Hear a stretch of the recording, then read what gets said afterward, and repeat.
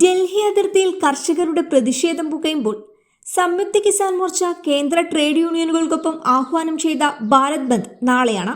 കേന്ദ്ര സർക്കാരിന് മുൻപാകെ വിവിധ ആവശ്യങ്ങൾ ഉന്നയിച്ചാണ് സംഘടനകൾ ഗ്രാമീണ ഭാരത് ബന്ദിന് ആഹ്വാനം ചെയ്തിരിക്കുന്നത്. നാളെ രാവിലെ 6 മണിക്ക് ആരംഭിച്ച വൈകുന്നേരം 4 മണിക്ക് ബന്ദ് അവസാനിക്കും. ഭാരത് ബന്ദിന് പുറമെ ഉച്ചയ്ക്ക് 12 മണി മുതൽ വൈകിട്ട് 4 വരെ പ്രധാന റോഡുകളിൽ കർഷകർ ധർണ നടത്തും. അതേസമയം പഞ്ചാബിലെ മിക്ക സംസ്ഥാന ദേശീയപാതകളും വെള്ളിയാഴ്ച 4 മണിക്കൂർ അടച്ചിടും. പഞ്ചാബ്, ഹരിയാന എന്നിവിടങ്ങളിൽ നിന്നുള്ള കർഷകരെ ചൊവ്വാഴ്ച ഡൽഹി പോലീസ് സമീപ അതിർത്തികളിൽ തടഞ്ഞത് അക്രമത്തിലേക്ക് നയിച്ചിരുന്നു. ഇതിനെ തുടർന്ന് സമാന ചിന്താഗതിക്കാരായ എല്ലാ കർഷക സംഘടനകളോടും ഒന്നിച്ച് രാജ്യവ്യാപക പണിമുടക്കിൽ പങ്കെടുക്കാൻ SKM ആഹ്വാനം ചെയ്തു.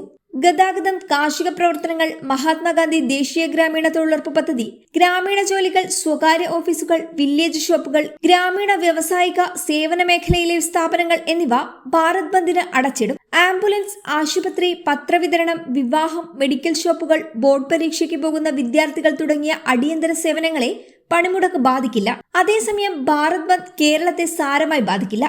രാവിലെ 10 മണിക്ക് രാജ്ഭവന് മുന്നിലും ജില്ലാ കേന്ദ്രങ്ങളിലും പ്രതിഷേധമുണ്ടാകുമെന്ന് സംസ്ഥാനത്തെ സമരസമിതി കോർഡിനേഷൻ ചെയർമാനും കേരള കർഷക സംഘം സെക്രട്ടറിയുമായ M. വിജയകുമാർ അറിയിച്ചു. ഈ പ്രതിഷേധ പ്രകടനം മാത്രമായിരിക്കും കേരളത്തിൽ ബന്ദിനോടനുബന്ധിച്ചുണ്ടാവുക. ഇക്കഴിഞ്ഞ ഡിസംബറിലാണ് ഭാരത് ബന്ദിന് ആഹ്വാനം ചെയ്തത്. താങ്ങുവില ഉറപ്പാക്കണമെന്നാവശ്യപ്പെട്ടാണ് കർഷകർ ഡൽഹി ചലോ മാർച്ച് സംഘടിപ്പിക്കുന്നത്. കാർഷിക നിയമ ഭേദഗതി എന്നിവ പിൻവലിക്കുക തുടങ്ങിയ ആവശ്യങ്ങളും കർഷക സംഘടനകൾ മുന്നോട്ട് വെക്കുന്നുണ്ട്. സംഘടിത, അസംഘടിത മേഖലകളിൽ ജോലി ചെയ്യുന്നവർക്കുള്ള സാമൂഹിക സുരക്ഷയും പെൻഷനും ഉറപ്പാക്കണമെന്നും കർഷകർ ആവശ്യപ്പെടുന്നു. മറ്റ് കർഷക സംഘടനകളോട് ഭാരത് ബന്ദിൽ അണിചേരണമെന്ന് സംയുക്ത കിസാൻ മോർച്ച നേതൃത്വം അഭ്യർത്ഥിച്ചിട്ടുണ്ട്.